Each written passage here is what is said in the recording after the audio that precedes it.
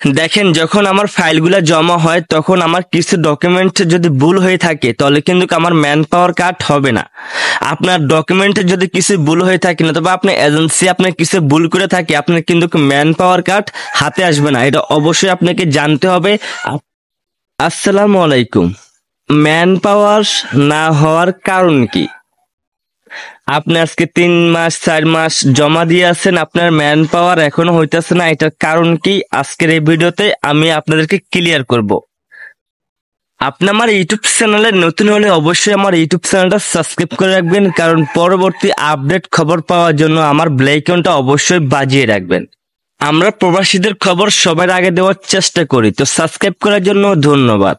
এখন আপনার man power কাট হইতেছে না কেন? আজকে 3 মাস 4 মাস হয়ে গেছে, আপনি এখনো হাতে পান নাই। এটা কারণটা আমি অনেক কষ্ট করে খুঁজে পাইছি, এখন আপনাদের সাথে আমি শেয়ার করব।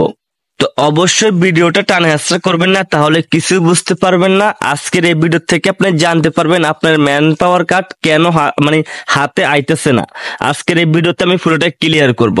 তো বন্ধুরা, আপনারা তো একটা ফিঙ্গার দেন, ফিঙ্গার দেওয়ার পর একটা স্লিপ নাম্বার দেয়, আপনাদেরকে সবাই জানেন। অনেকে স্লিপ নাম্বারটা হারিয়ে ফেলে, অনেকে স্লিপ নাম্বারটা রেখে দেয়।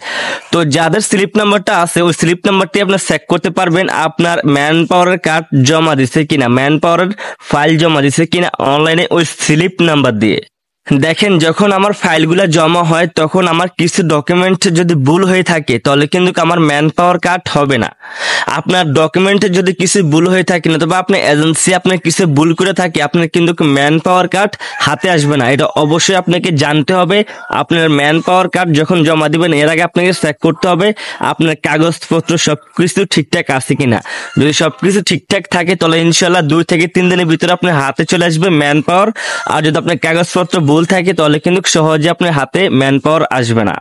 তো অবশ্যই আপনার এজেন্সির সাথে আপনি যোগাযোগ করবেন, আপনি এজেন্সির সাথে আপনি কথা বলবেন। আপনার ফাইল যখন জমা দিবে আপনি এজেন্সিকে বলবেন আপনার ডকুমেন্টে আপনার কাগজপত্র সবকিছু ঠিকঠাক আছে কিনা। যদি সবকিছু ঠিকঠাক থাকে তাহলে খুব শীঘ্রই আপনার হাতে চলে আসবে। আর আপনার কাগজপত্র ভুল থাকলে এত সহজে কিন্তু হাতে আসবে না। তো অবশ্যই ভিডিওটা বুঝতে পারছেন। যখন আপনি ম্যান পাওয়ার কার্ডের জন্য জমা দিবেন, কথাটা খেয়াল করবেন, তখন আপনার কাগজপত্র সবকিছু ঠিকঠাক আছে কিনা, আপনার জেলার নাম, আপনার আপনার মানে দেশের নাম সবকিছু ঠিকঠাক আছে কিনা, আপনার থানার নাম সবকিছু ঠিকঠাক আছে কিনা, আপনার নাম ঠিকঠাক আছে কিনা, এগুলো সব চেক করবেন। চেক করার পরে আপনার এজেন্সিকে বলবেন ফাইলটা জমা দেওয়ার জন্য।